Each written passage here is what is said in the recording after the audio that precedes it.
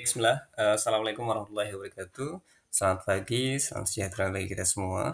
Pada kesempatan kali ini kita akan belajar tentang pendidikan kewarganegaraan. Adapun yang akan kita bahas pada kesempatan kali ini yaitu tentang nilai-nilai atau nilai sila persatuan Indonesia ya dalam konteks penyelenggaraan pemerintah negara gitu ya.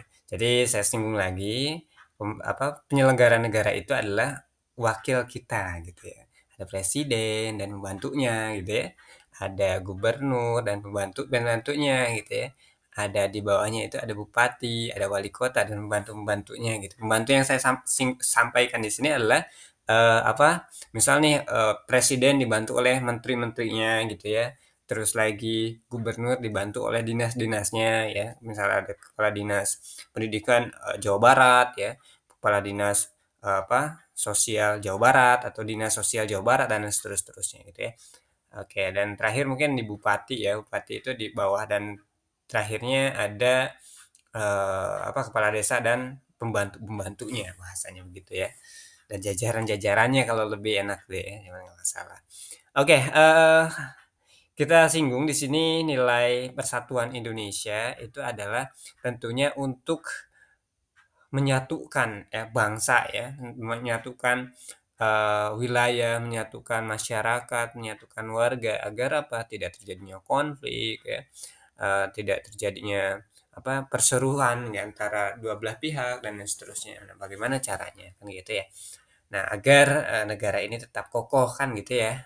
Oke. Nah, di sini ada disinggung yang pertama adalah nilai sila persatuan Indonesia itu adalah pertama adalah nasionalisme ya. Jadi apa teman-teman nasionalisme itu? Ada yang tahu nggak nasionalisme itu apa? Nasionalisme adalah sikap mencintai bangsa sendiri dan menempatkan kepentingan nasional di atas kepentingan pribadi atau golongan.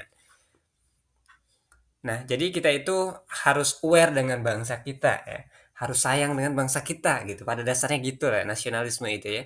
Harus cinta gitu ya, terhadap bangsa kita. Bagaimana caranya kita mencintai bangsa kita sendiri? Bahkan sering saya waktu itu pas tahun-tahun apa ya? Mungkin pas SMA saya pernah dengar slogannya gini. Anda nasionalisme, sayang terhadap negara kita, belilah produk-produk negeri ini. Gitu, artinya begitu. Artinya apa? Artinya nasionalisme itu memang mencintai bangsa kita sendiri. Banyak cara yang bisa kita lakukan untuk mencintai bangsa kita sendiri. Salah satunya adalah tadi membeli dengan produk-produknya ya. Misal produk Indonesia itu apa nih? Misal apa ya? Apa yang tahu nggak tuh produk Indonesia itu apa? Contohnya mungkin produk Indonesia itu Polytron ya, Polytron TV ya, TV Polytron atau laptop Advance ya, atau enggak apalagi ya yang buatan-buatan Indonesia ada. Teman-teman bisa cari aja produk-produknya. Misal karena kita bersifat nasionalisme, artinya mencintai bangsa sendiri dan menempatkan kepentingan nasional ya. Jadi misal nih teman-teman eh, apa apa namanya memiliki sifat nasionalisme, berarti teman-teman sudah mencintai bangsa kita sendiri. Artinya kita aware dengan masyarakatnya, artinya kita aware dengan berbagai suku, bahasa, berbagai suku, berbagai ras ya, berbagai agama gitu ya. Kita tidak bisa membeda-bedakan itu. Itu adalah nasionalisme. Artinya mencintai bangsa sendiri. Mencintai itu kan tentunya bukan mencintai negaranya gitu ya, tapi mencintai isi dari negara itu sendiri. Ya, isi negara itu ada produk, ada bangsanya, gitu, ada warganya gitu ya. Dan seterusnya apalagi Indonesia ini digabungkan oleh beberapa perbedaan, seperti tadi agama ya, terus budaya, suku bangsa atau rasnya ya. Ras itu apa sih? Ras itu kulit teman-teman, ada yang hitam, ada yang putih, ada yang belang barangkali seperti itu ya. Nah kita harus bisa mencintai bangsa kita sendiri, atau kita memiliki rasa nasionalisme kepada diri kita sendiri dan kepada orang lain seperti itu. Oke, saya akan berikan contoh ya di sini. Contohnya pemerintah mendorong, ini kan konsepnya adalah pemerintah dalam penyelenggaraan pemerintah ya tentunya. Nah, bagaimana peran pemerintah ya dalam eh, apa nasionalisme atau mencintai ya bangsanya, ya bangsa kita sendiri gitu.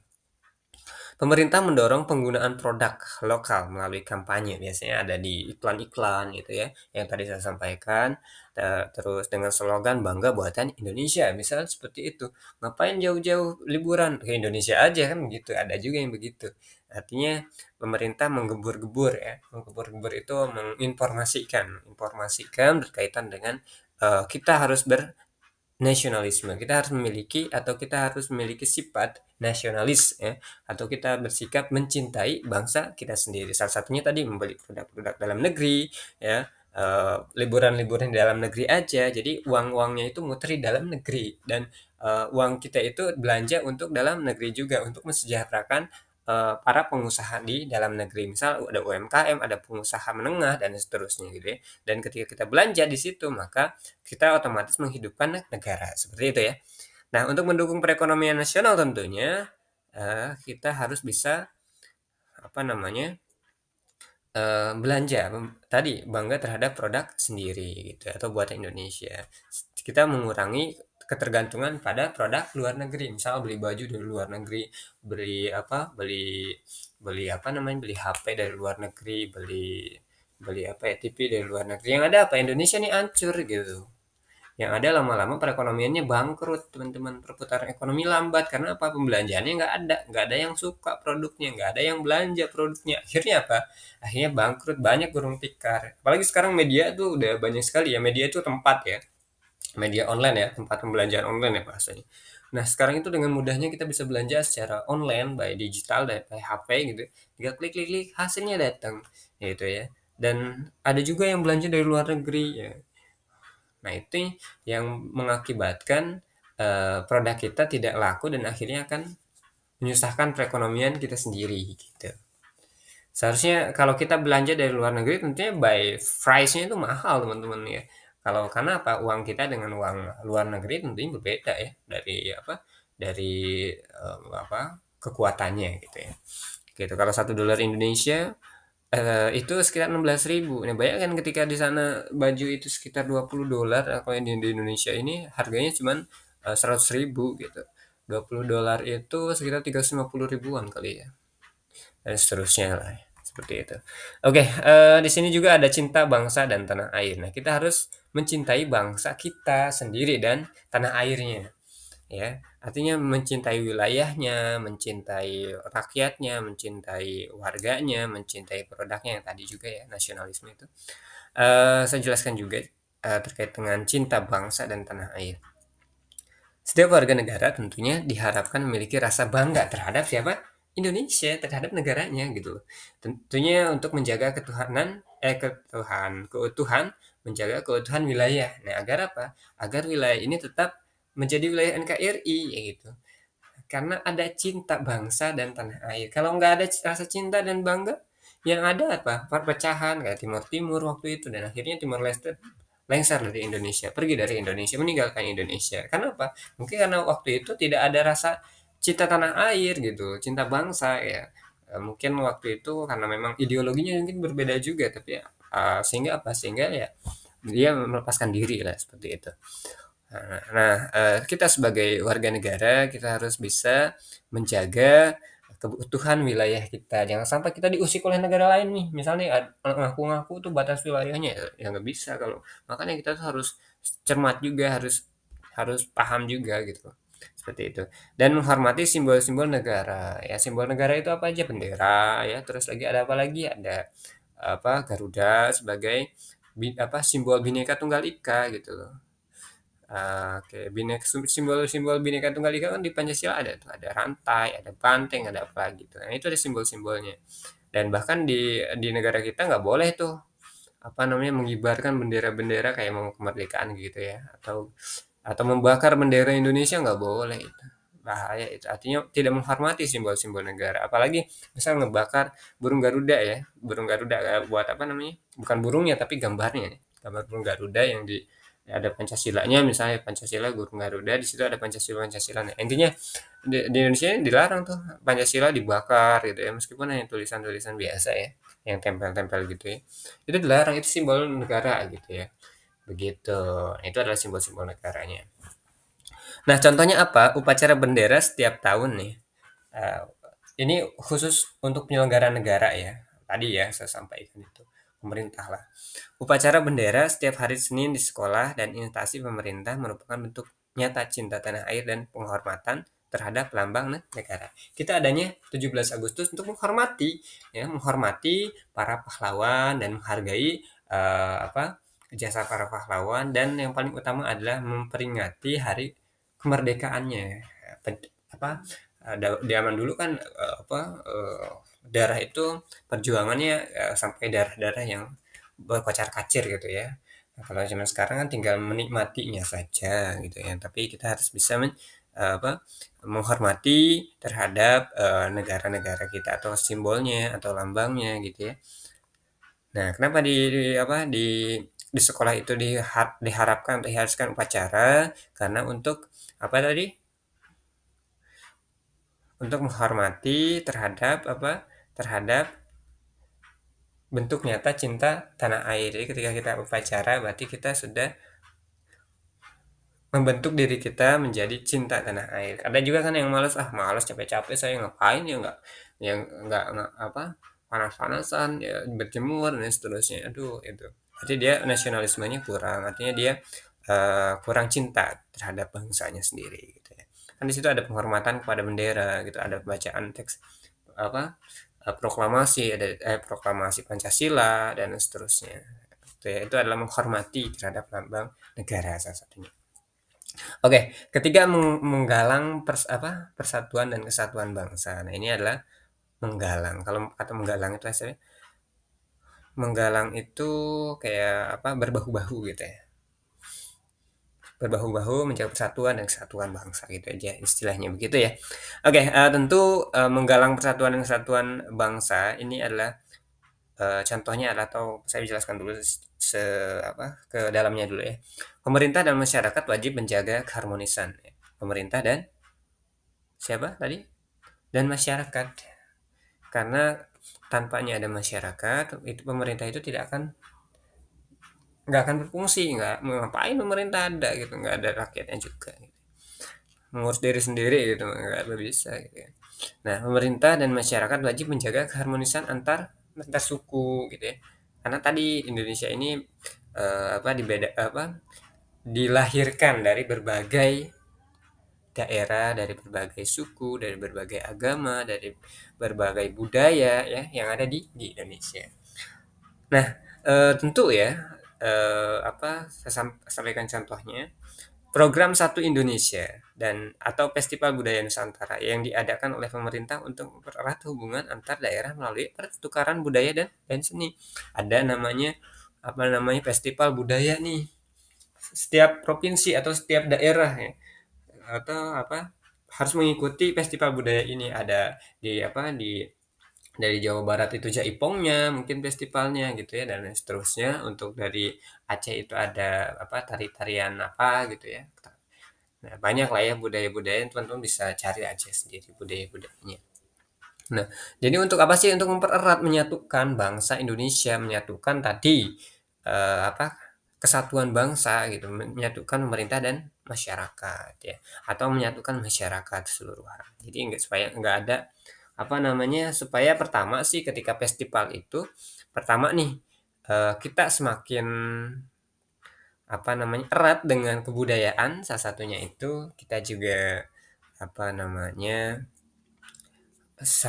selalu mengingat atau menghargai akan budaya Nusantara yang ada di Indonesia ini gitu seluruh ya, kalau kita bahas Nusantara gitu. Dan paling fungsi utamanya adalah mempererat hubungan antara daerah melalui pertukaran budaya. Karena kan ketika ada di budaya dipertunjukkan ya, difestivalkan, itu kan ada gambaran, oh ternyata budaya daerah Jawa Barat begini, oh ternyata budaya di daerah Banten begini, oh daerah ini budaya dan seni gitu ya, di daerah Aceh begini dan seterusnya. Banyak hal yang bisa kita dapatkan. Oke, keempatnya adalah menghilangkan penonjolan ya. Menghilangkan penonjolan, kekuatan atau kekuasaan keturunan dan perbedaan warna kulit. Nah, di sini adalah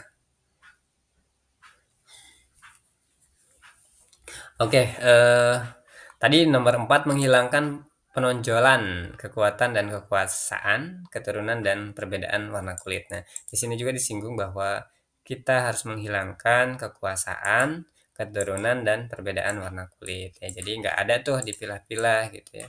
Jadi setiap warga negara diperlakukan sama tanpa diskriminasi gitu ya. Tadi berkaitan rasnya, sosialnya, kekuasaannya, kesetaraannya ya. Nah, misal nih gara-gara ini laki-laki atau perempuan, ah nggak usah, nggak bisa ikut ya. Karena nggak ini gitu, itu nggak boleh. Negara itu harus aware, harus seimbang antara laki-laki dan perempuan atau antara agama. Gara-gara ini umat Kristen misalnya, itu nggak bisa. Jadi semuanya harus sama diperlakukan dengan baik gitu. Nggak ada diskriminasi antara tadi ras, sosial. Misalnya orangnya miskin gara-gara miskin ya kita negara itu acuh ya, jangan seperti itu gitu.